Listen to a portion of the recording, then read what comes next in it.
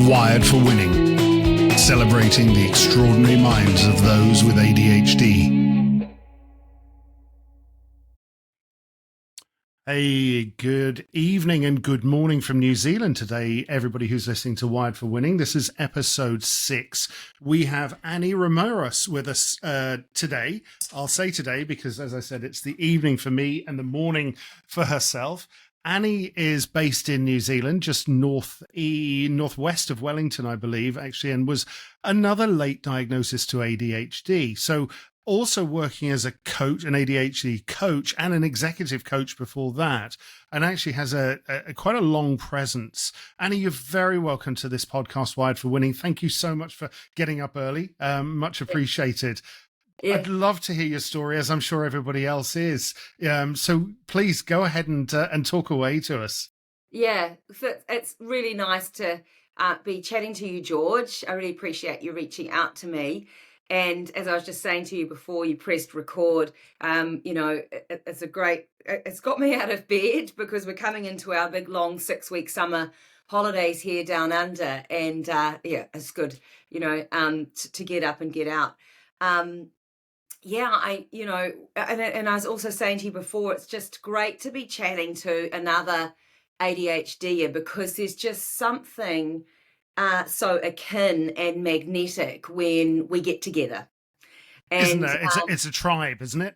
It's a tribe, and it's like and kind of it's an understanding, and it's a cool energy, and I feel like when we get together, we can have a really, grunty, raw, real fast conversation. We get to kind of the guts of things very, very quickly. And I've always been like that. But more recently, obviously, since my diagnosis, and particularly in 2021, I realized it's quite an ADHD thing as well. And so I love now that I'm working pretty much solely with people in business and professionals with ADHD because we can move really, really quickly in the coaching. So that's really, really great. But yeah, my story, it's my diagnosis was the classic pipeline to an ADHD diagnosis as a midlifer, and particularly a midlifer, woman and mum, right? So I had my children who were then sort of 16 and 14, my teenagers, both come to me. This was about 3 years ago, on separate occasions, completely independently. They hadn't spoken to each other, saying, "Hey, Mum, I reckon I might have ADHD." So my oldest, who's now 18, he came to me first and said that. I'm like, "No." I was like, "He doesn't have ADHD." It's like, I was just thinking like to myself, they want to get, these young teenagers, they want to get hold of Ritalin to do a bit of snorting in the weekend with their mates. Yeah. I was like, didn't think anything of it. A few months later, that was my son, my daughter, who was probably about 14 at the time, she said, "Hey, Mum, I reckon I might have ADHD." And I'm like, "Oh, why do you think that is?" She goes, and she kind of like, showed me a TikTok video with, just a bunch of kind of like classic symptoms. And I'm like, "Oh, really? I don't see that in you." And again, I was kind of like, I just dismissed it. I can't believe this was only 3 years ago, George. And then, oh my God, so much has happened since then. And then a couple of months after that, completely separately, he would have been 8. At the time, he's now 10. My 8-year-old's teacher just said to me, very, very kind of low key, when we had a parent-teacher interview, she said, you might want to consider maybe just sort of investigating whether maybe there could be some ADHD, but I don't know. But, she was really like, and I'm like, oh, I was like, at that point, I was like, wow, the third and last of my children, and it's come from someone else. I'm like, what's this ADHD thing, right? This is 3 years ago. And I'll give you a little bit more context. And this is just how much, like, I think it's indicative of how much, lack of awareness there was generally for so long, right? And I know there's been an explosion of awareness of ADHD, particularly on social media. But and so at that point, I was like, oh, that's quite interesting. And then, so the context was like, my nephew had been diagnosed with ADHD 20 years ago or something, or like 15 years ago. But again, I Wow. hadn't really connected the dots. And also on my father's side of the family, one of my cousins was the executive director of the then Asperger's Association of New Zealand, a non-profit. Oh, wow. Again, I had Okay. no idea, never connected the dots. So was all in the background. And so I'm like, oh, okay, I'll look into it. So I finally kind of took it a bit seriously and, opened the browser. And from then on, it was just this cascade of like, oh my God, that's me.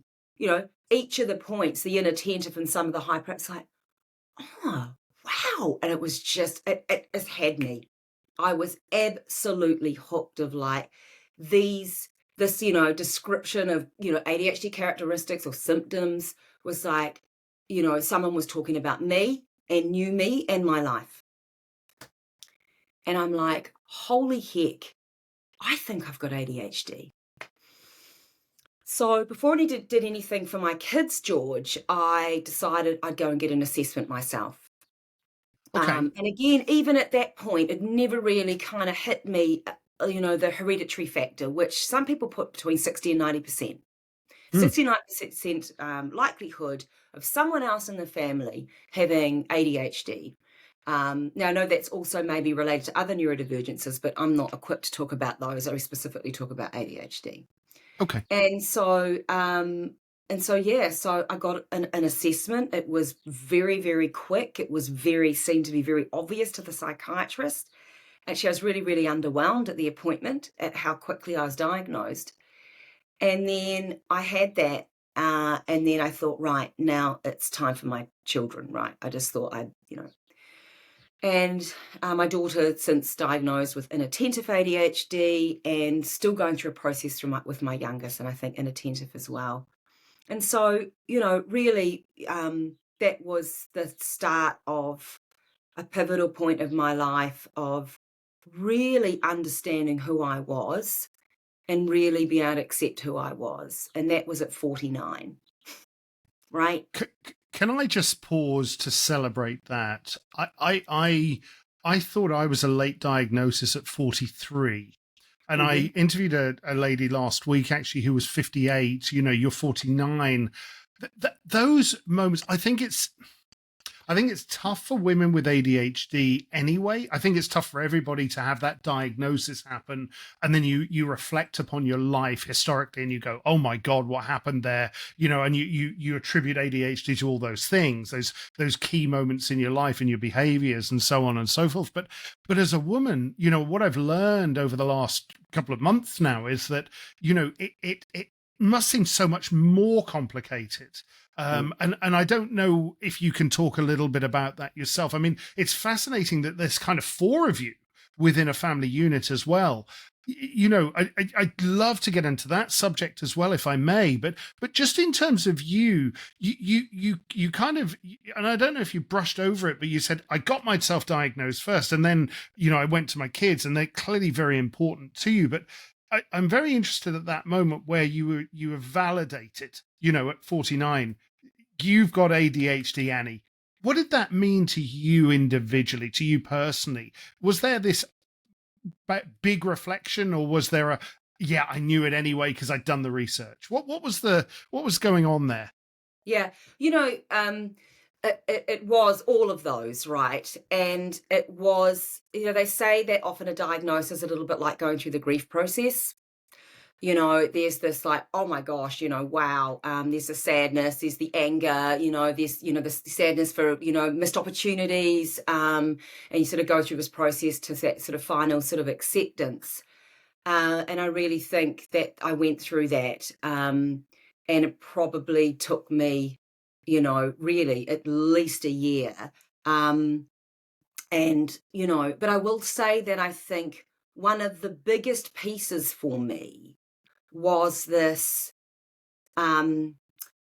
perhaps finally an explanation of why I felt I was severely underperforming and not living up to my potential, right? And that is something that we hear very, very, um, a lot. It's a very, very common refrain of people with ADHD of like, I know I'm capable of more, but I just can't do it, or I just can't get there, which makes absolute sense, right? Because we know that ADHD impacts the prefrontal cortex, the executive functioning part, which I call the chief operating officer, the COO. I think Ned Hallowell and John Rady call it the CEO of the brain.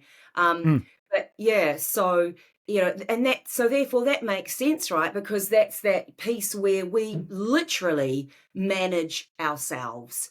We activate for task. We pause on impulses. We discern all that life management. So therefore that makes sense, right? You've got someone with some innate potential, but if it's like you've got like again, this sort of Ferrari car with bicycle brakes. It's right. You got a Ferrari of amazing potential, but the steering of it's not up to scratch. So it's never going to, speed or drive or perform like it could. And that's the chronic underpotential feeling of people with ADHD. That was probably the biggest thing for me because I think I share about it on the internet, website and stuff. And I've been an executive coach and working with some phenomenal people, high potentials, but they Mm. were never they were actually high performers because they could they could take action on the things they needed to take. They could do what they needed to do, right? And over years and years working with them, there's just this gnawing and kind of growing kind of sense of being an imposter, not good enough, because I'm like, why can't I do what my clients do? Right? What's wrong with me? So I that hear was, that. George, that was peaking, interestingly, just before my diagnosis. So concurrently with my children coming to me, there's just this sort of the shame of what's wrong with me as I was, supporting and coaching these incredible, clients of mine who I dearly love and were doing amazing things. And just thinking, yeah, I guess what's wrong with me? Because each year would clock in and clock out. And I'm like, why aren't I where I want to be? I think that's been one of the biggest parts of realizing, of coming to terms with ADHD and knowing what's going on. And it made so much sense to me. And that certainly did help me feel better. Yeah. Did you? So you talked about the year post diagnosis for yourself as well. Was there much of a reflection on the past as well? I mean, other people I've spoken to about this so far, and certainly myself included, I remember being called a naughty boy at school. Right, Yeah. it was the atypical naughty boy, and in England, I live in Ireland now, but when I was at school in England, I always tell this story. Our report cards from school had two columns. One was attainment and one was effort, and all of my attainments were A for every subject, and all of my efforts were E.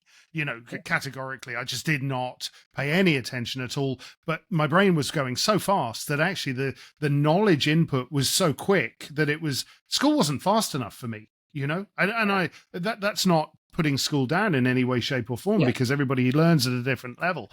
But one of the first things you said to me when you came on was, hey, ADHD people get there really quickly. And we do, right? We make friends very quickly. We argue very quickly. We get over relationships very quickly, and so on and so forth.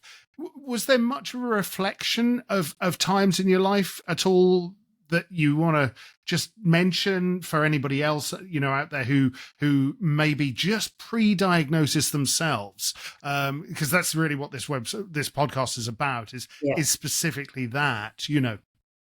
Yeah. I mean, certainly that piece that you talk about kind of getting there very quickly, I think that can be a real source of frustration, is for myself and also my clients who are these fast thinkers, connect the dots really quickly, really, really strategic, right? That can be a real pain point for them in their professional lives of that, Hmm. kind of and there's an internal frustration, of course, that no one sees, and it feels like you're boiling over. It's like, come on, hurry up, this impatience, right? I've already got it, I'm there. Where is everyone else, right? Absolutely. And of course, how that can be expressed, I think, particularly in a classroom setting, is this boredom. It's like, not things aren't moving fast enough. But just on that point, I want to say that I hate that word hyperactive, to be honest. It's got such a negative connotation. My my my take on it is this. The hyperactivity, and obviously, those of us who are inattentive as well, where there's an internal hyperactivity, it's not so visible, right? It's like we're built for movement, we're built for pace, we're built for momentum. We're built for that. That is where we excel, right? So Agreed. in environments where there's, that's not welcome, or it's not encouraged, or we need to be patient, we need to wait, we need to be still, we need to wait till everyone's finished talking, that's where our difference, I'm not going to say difficulties, I'm going to say that is where our differences show up. Now, that's really, really obvious in a young person in a classroom setting. And obviously, when we're older, we can get to perhaps choose, our environments a bit more. We don't really get to choose when we're kids. No. And, this is the difficult thing, I think, for me. And the sad thing is that, schools at the moment don't cater for these human beings that thrive on a faster pace, on movement and momentum. So, I mean, if the environment was right, it wouldn't be hyperactive, would it? Wouldn't be called No. hyperactive. Why would it be called hyperactive? So what were you going to say, George? No, it's a very good point that you raise, actually. And if I may just interject and maybe go down a rabbit hole of something. Sure. You just said schools are not equipped to cope. What I've noticed is, and certainly with my own son, the school he goes to, well, he has not, he's 10, he hasn't been diagnosed formally, but I know, the same as you do know with your own kids, right? But they equip with a lot of movement breaks. So he's not sat still for more than 20 minutes before they have them up and around in the class or outside doing something. Yeah. So in New Zealand, in the society, and I hate that word, but in the New Zealand culture, and you're very active on the internet, on the socials, so you've obviously reached out to the States, to the UK, to all over the world. Where do you see New Zealand in the grand scheme of things as far as societal acceptance of neurodiversity and specifically ADHD? Is it progressive? Is it behind the curve? What's your opinion of that? So yeah, it's I wouldn't call it progressive. And Okay. particularly now with a right-wing government that's been elected in, we now have some neurodivergent policies in the education sector that's been completely canned.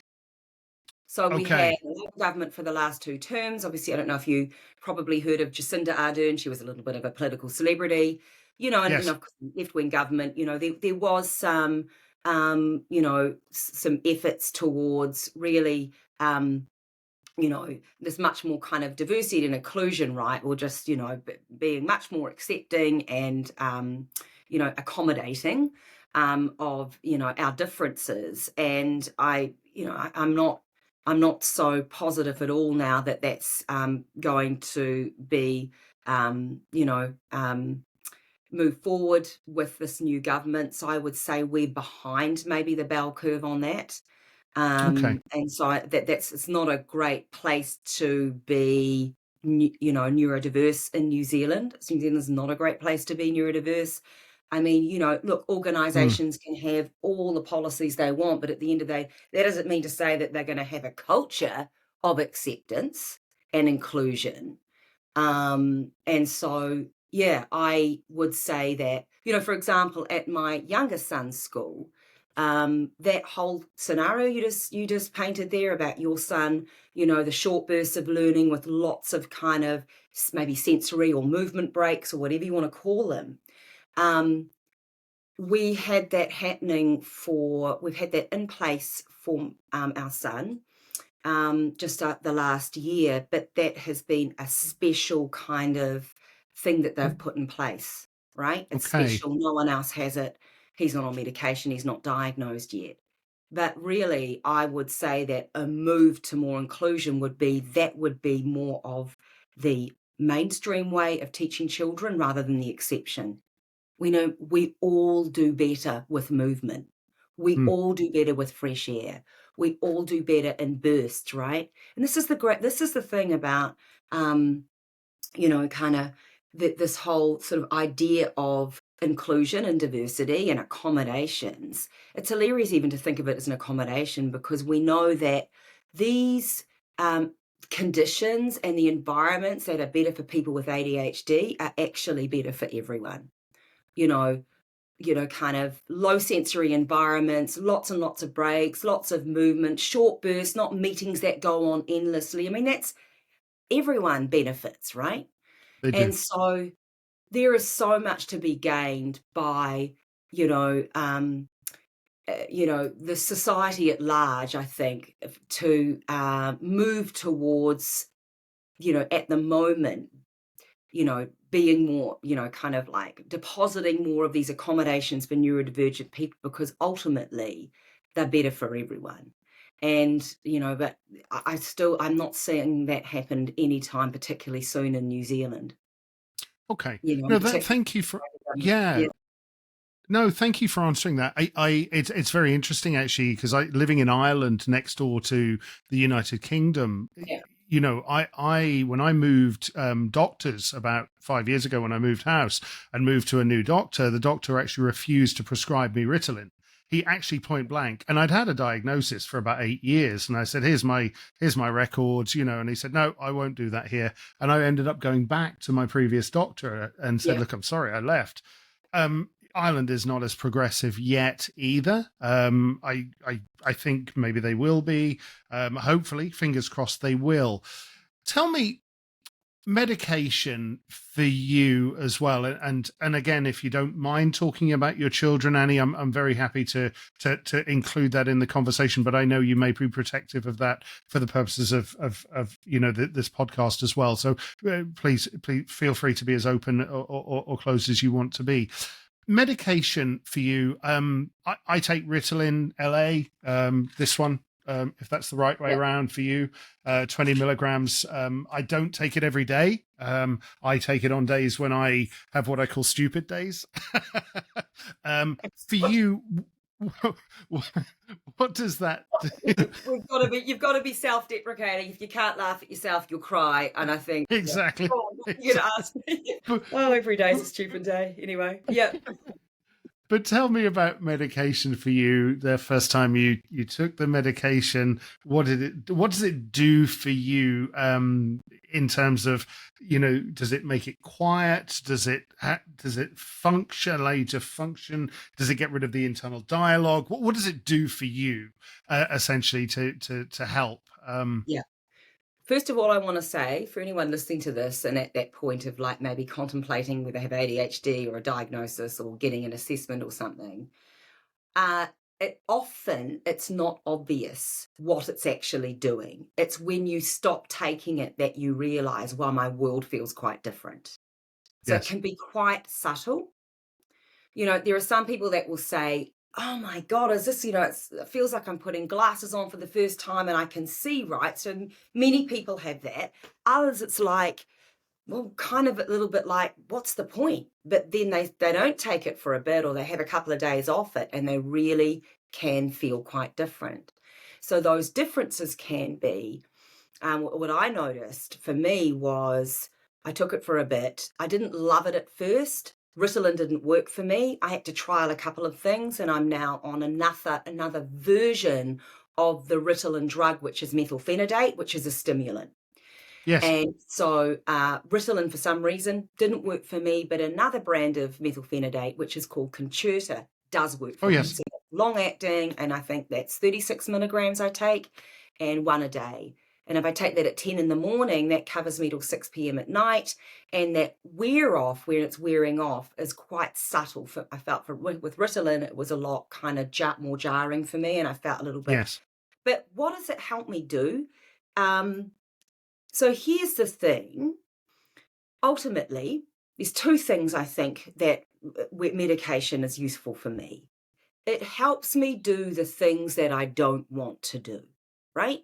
So the less stimulating, boring things, I'm more able to will myself into doing it, right?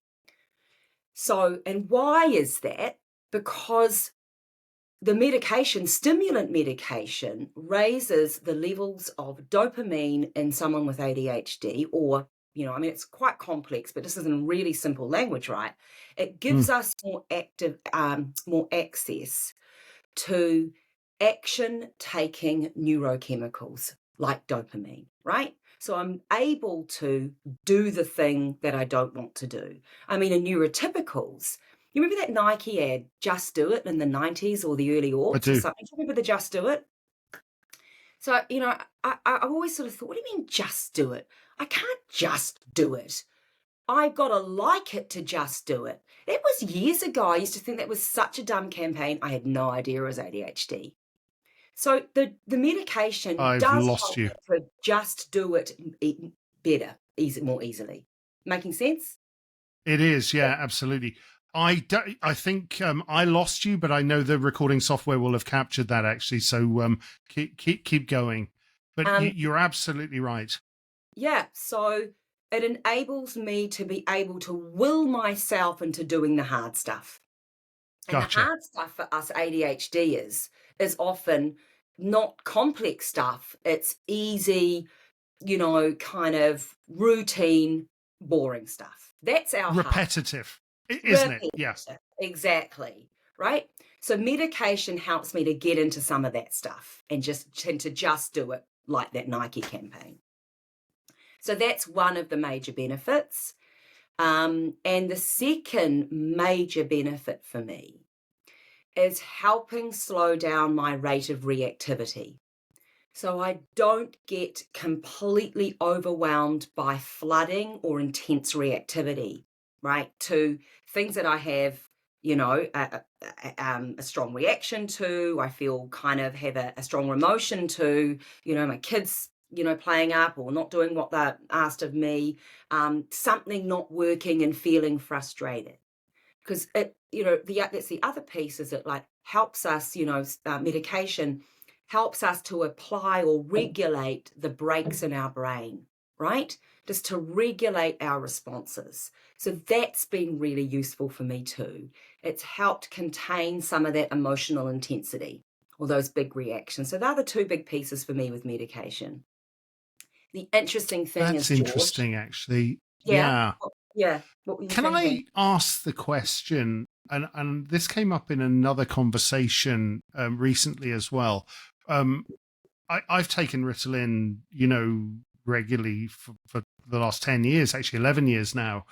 And what I started to do was to take it first thing in the morning at 8 o'clock, and by about 4 o'clock, it was kind of wearing off. And then I'd come home, from work and spend time with the family, and I was kind of slightly grumpy because of it, and what I learned was if I took it later, my family benefited from my meds as well, and stuff like that. So I was kind of interested. I always wanted. It's not describing it as my best self on Ritalin. I'm describing it as other people get the benefit of me being able to function correctly with them without having that reactive behavior. Is that something you've considered as well? I notice you said you take it at about 10 o'clock. Absolutely. Yeah. So, taking it at 10 means that I've got up till about 8 p.m. at night where I've got access to more regulation, which is good for me and good for others, as in my children. And so you're absolutely right, look, but we're all so different. I know people that can't get out of bed without taking their medication, so they really, really need it. to get going, to get into the day. And I really appreciate that. We're all different and we all have different sort of, kind of experiences and degrees of ADHD kind of symptomology.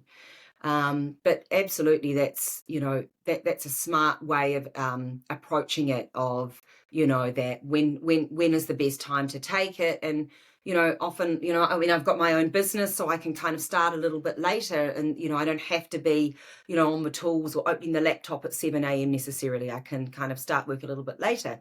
So yeah, for me to be able to take it a little bit later, but it's certainly worth considering for sure. Yeah.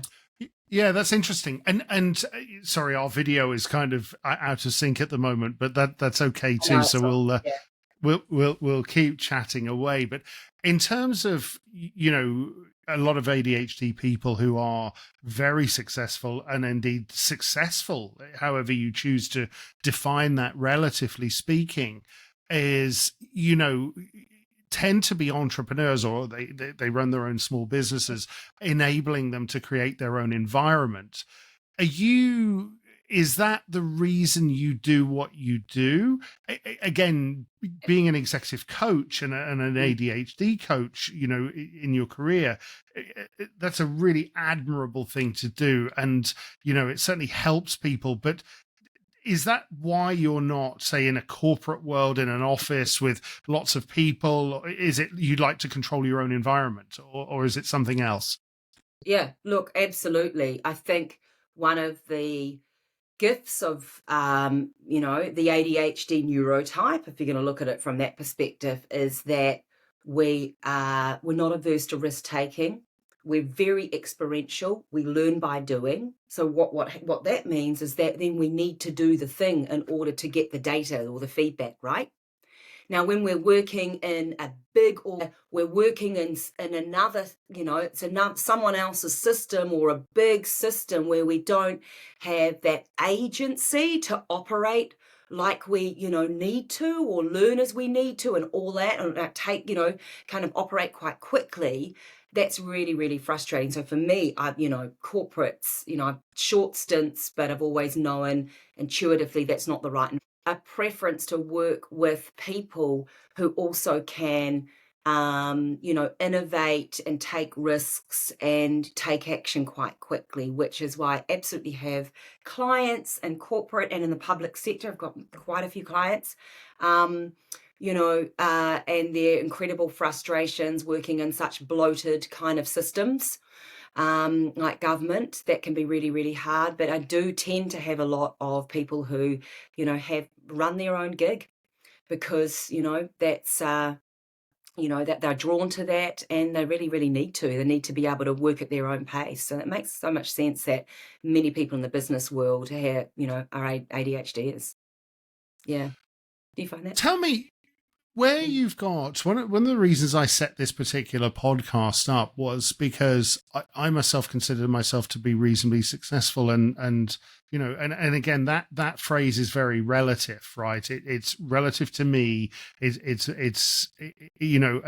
people I've met have varying levels of success, and it's in spite of their ADHD. And I set it up because certainly over here in Europe, Annie, you see the organizations, they talk about ADHD as almost a negative, a deficit. I hate that word deficit. It drives me insane. But, you hear the statistics of, you're 5 times more likely to go to prison, get involved in criminal activity through risk taking, or men are 5 times more likely to commit suicide, and so on and so forth, as well as women, right? And while that is very real environmentally and statistically speaking, having ADHD doesn't mean you have to go down that path. You can turn it around and actually live a very good quality life, I believe, and thrive with ADHD.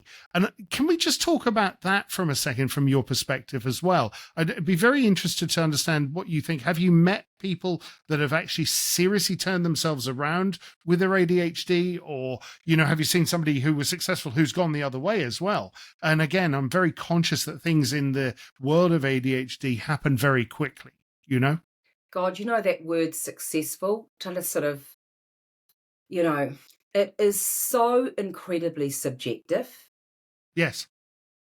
And it's hard to find a better term for that, but and we all understand what it means. So it's kind of like, it's probably the best, kind of one, but it's like, you know, people will probably look at me, or I know that I've got friends and family that look at me and think I'm successful, right? And as I do other people. But I think you can look successful, but are you successful if you don't feel it, right? And I think the thing with ADHD is to get to, to achieve what we want to achieve. It takes so much more effort, I think, than a neurotypical. So even though you might, you know, have the same results, or attain similar things, or look certainly like you've got you know um to a level that other people admire, there's always this, I'm a fake, people don't realize I'm actually a bit stupid, I'm lazy, that there's this whole internal experience that others don't realize is going on, that leads, I think, to many of us walking around with just this constant gnawing of an imposter and a fraud, right? If only people knew. Yeah, I'd agree with that. If Actually, very only much the case. people I think, knew that I think it was Bob I Dylan. struggle to do the The goddamn definition of dishes. success, and maybe that's the wrong phrase, but the definition of success that he uses is, if you wake up in the morning and you do exactly what you want to do, and you go to bed having looked upon the day, having done exactly what you want to do,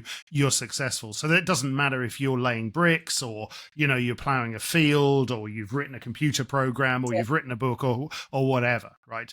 That's the key. I think that's the key. And you're doing what you want to do. Now, that could be, it doesn't have to be an admirable thing. It doesn't have to be something that's, that's necessarily the right thing to do, or it doesn't have to be moral. It doesn't have to be ethical. It's just a subjective definition for you of what that is. And, again, I'd like people to be able to look at this podcast, listen to this podcast, and get perspectives from people, personal stories from people who, feel they are. I wake up in the mornings and I go, geez, I am such a fake. I don't know if I can even talk about ADHD. I'm so stupid, right? I've no idea.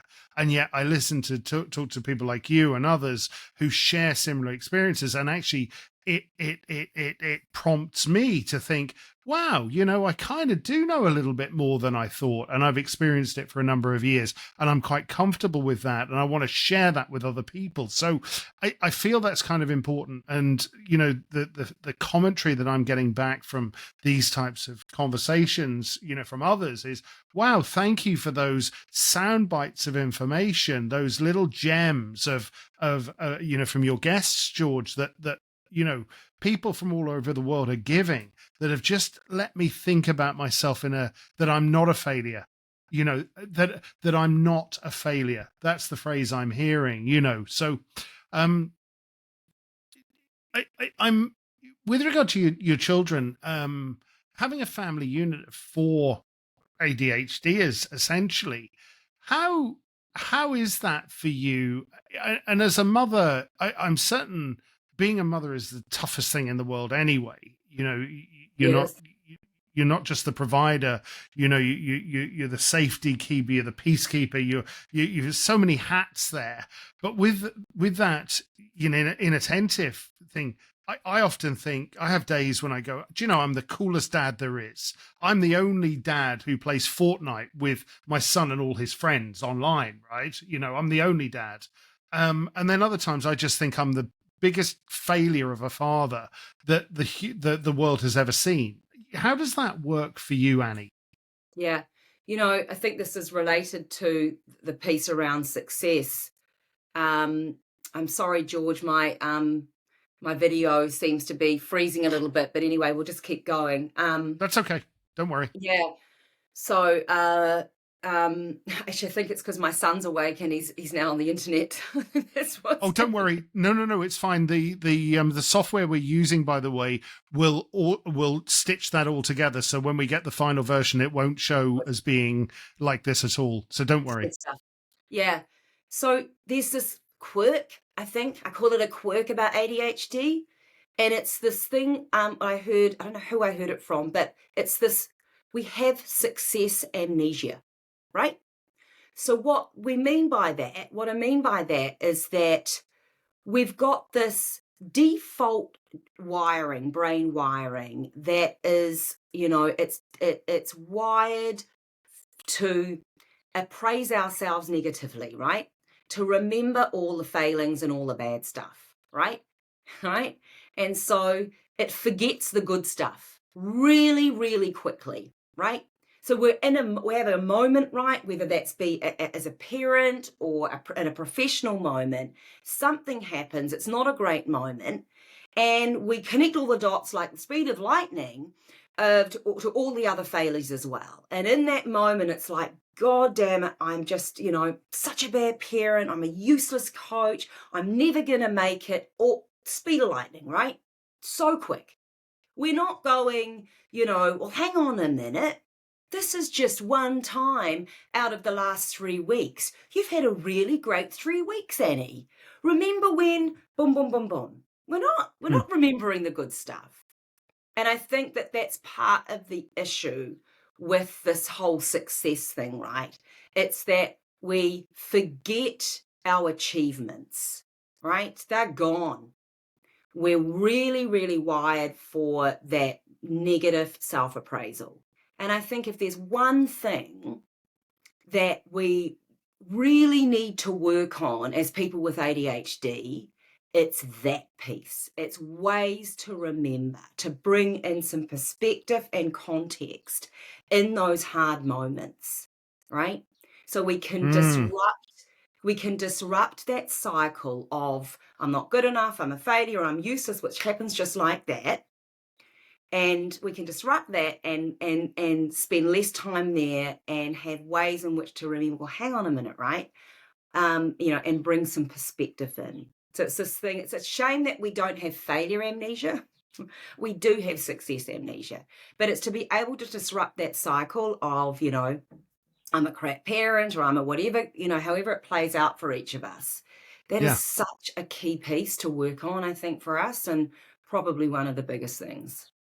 Yeah, that's a very interesting thing, actually, and I think certainly time is a big thing with certainly with myself and people I've met. The classic being late thing. I actually have the opposite of that. I have time anxiety. So if somebody says to me, "Hey, George, we're gonna meet at actually it's 7 p.m. in Dublin to record a podcast," the previous 5 hours are totally useless to me. I can't function because I'm massively excited about recording a podcast because there's this appointment and and all of these things, but nothing else happens in the previous part of the day, and I have to set alarms for myself to achieve stuff because otherwise I'll just completely forget it because I'm focused on this one thing. So what I have to do myself is I have to set alarms throughout the day.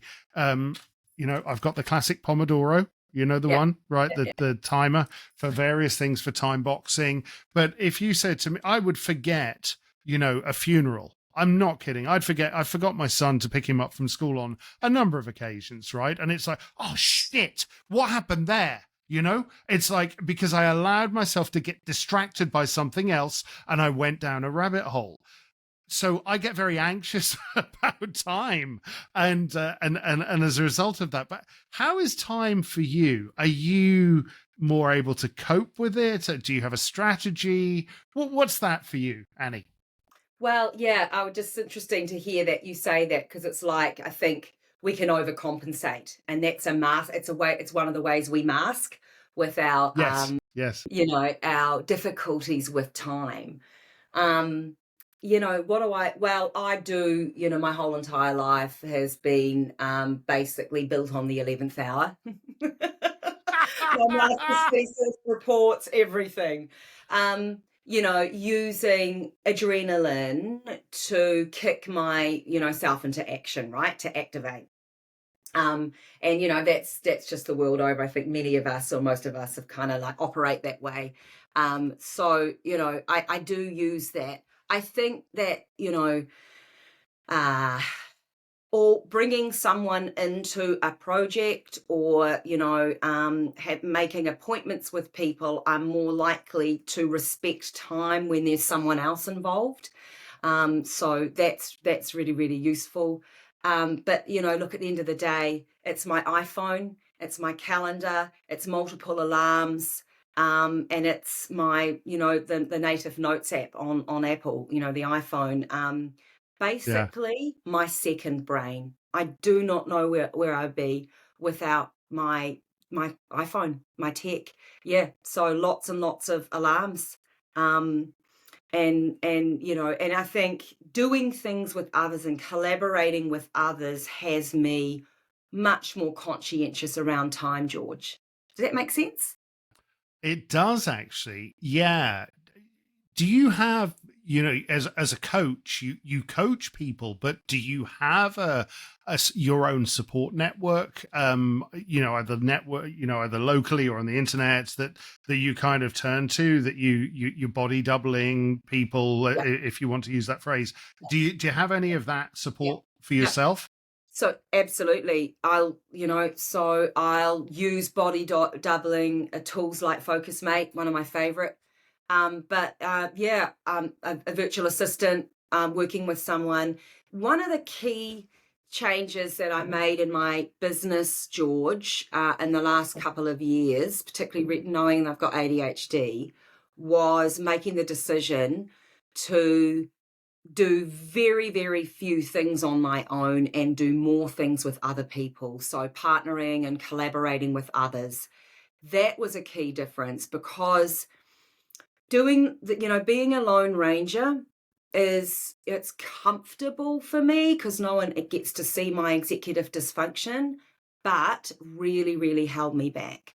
I know that I'm so much better when I'm working with someone, and we know that's the case with ADHD, that we're better together. We're better doing something alongside someone else, right? Which always cracks me up, the whole idea of like this, body doubling being the kind of little bit of the, latest craze in the ADHD world. But the truth is, there's nothing new about it. Humans have been doing things with humans for a millennia. What's new now is the solo endeavors since the internet, the gig economy, COVID, the pandemic, working, much more at home. That's what's new. And that's been, that's the dark side, I think, for those of us with ADHD. So, we really need to think about how we can do more with others or bring people in, whether like, that's the body doubling act like Focus Mate, hiring people, working alongside, partnering. Much more of that is so much better for us and much healthier. That makes Yeah, sense? Yeah, I agree completely with that. Absolutely. Look, we're pack animals. I think we're, you absolutely. know, Yeah, we are. totally. Yeah. Separating ourselves from others is not necessarily a good thing. Um, I always ask this question: if I could snap my fingers and magically make your ADHD disappear, would you? I don't know, George. I don't know the Annie. I don't know who Annie would be without ADHD. No. It's a really hard question because there's certainly parts of ADHD which, aren't easy, particularly emotional regulation. And I think that's difficult. But I don't know who Annie would be without that. I call it just, having a rich emotional life, and, being empathetic and connecting with others and kind of enthusiastic and just everything. Like, I feel like ADHD, we see life in vibrant color. I don't know if I would. I No. don't think I would, because I don't know who that person would be, George. What Yeah. about you? I No, 100% no. I've thought about it a lot, and I've never met anybody with ADHD who says, I don't want it. I don't want it in me. Even What? though, even in the dark days of despair, of emotional dysfunction, whether it be tantrums, temper, outrage, and shame, and all of those negative connotations that we know exist with ADHD, I still would never be without it, because on those days when I'm connecting those dots and those stories are so fluid, it's such an incredible way of being that I would never ever want that to be gone. And actually, I would love to be able to take, not that there is such a thing as a neurotypical, but somebody who doesn't have it, to just for one day feel what that feels like. I would love to be able to do that. Yeah. George, one of my clients, she's an aspiring, leader in the education industry, and she says that was after doing a little bit of work together, and we were talking, we always do a strengths and challenges audit, right? And we were looking through the strengths lens, and she said, you know what, I realize, Annie, that being ADHD has made me the funnest, best history teacher, high school history teacher. All my kids do well in history, which has historically been quite a boring, dry subject, the way it's been taught. She said, I realized that my passion and enthusiasm helps them so much engage with the past and make meaning of it, make it interesting. And she said, yeah, I'm really, really grateful for that part about being ADHD, as I really think that that's part of what makes me be a really great teacher. So, that's the piece, right? Just like you were saying, George, it's like, who would want that gone? Who would want to erase that? You very simply wouldn't. I think Ned Hallowell's the guy who says, I was on a Zoom call with him a couple of weeks back, and he said, look, what you have to do with people with ADHD is find out what lights up their brain Totally. and just let them go. Just Absolutely. let them head off in that direction, and they'll never stop. And I think that's absolutely fantastic. Listen, Annie, I've got one more question for you, if that's okay. Yes. Just, what's your future as a professional ADHD coach, as a mother? Where do you see yourself going? What we're all still learning, me probably more than most, I think, in terms of being a better person. But do you see, do you have a to do more of the same, or is there a Yeah. tangential goal? What is it for you? Okay. Yeah, it's a great question. It's a hilarious question too, because as ADHDers, we're not particularly good at seeing into the future. We're really great with now. But I Yes. do have given this some thought, because I do have a great ADHD coach myself. Um, I think that thing that Ned just said, that you quoted from Ned, it's Yeah. about, it's helping people with ADHD, or whatever. It's them knowing what lights them up and just letting them go, right? Or whatever. And I think the other thing that Ned says, which I think is really, really key, is it's about stellar environments, right? So it's about the right conditions and having an environment where we can just be our best, right? And we can be ourselves. And I think about, kind of the society we live in. And I think about, my clients, and I'm working with them individually and also do group work as well. And I sort of think it's all very well and good to empower this person with this awesome fundamental knowledge about themselves and some tools to kind of, manage some of the not so helpful quirks of ADHD. Mm. But at the end of the day, if they're not in an environment that supports them being them, what good is that? So I actually think that, it's actually not on the individual. It's on everyone else. It's on employers. It's on organizations. It's on schools. It's on universities, right? Mm. To be more accepting and really understand what ADHD is. So my future, I think, is more in that space of that, raising awareness and ways in which we can bring more neurodiversity into our life, into all these environments and human ecosystems, because that's better for everyone, right? I mean, if you think, let's face it, most of Silicon Valley will be on the autism and ADHD spectrum, most of them. And when we think about some of Absolutely. those, more well-known people with ADHD, we've got the Richard Bransons and the Steve Jobs and a lot of that kind of creatives and all that. I mean, yeah, it's who wouldn't want someone like that on their team? Well, I am in complete agreement. I think that the world needs people who are going to progress forward. And I often use the analogy, Christopher Columbus, when he was going across the Atlantic Ocean and the rest of the planet was saying, the rest of the country was saying, hey, you're going to fall off the edge of the world, man. What's going on here? This is crazy stuff. And he was like, no, come on, let's go. We've got to find out what's over there. If he did not have a neurodiverse mindset or brain, I don't know who did. Annie Romanos, yeah. Thank you so much. I have enjoyed this last hour so much. You've a beautiful perspective and a great personality. It's lovely to meet somebody from the other side of the world, even though the world is a small place. And you've been a delight to talk to. Thank you. Thank you, George. Well, I hope that your listeners will get maybe a snippet or two that's useful from what I've shared today and what we've both shared today. Yeah.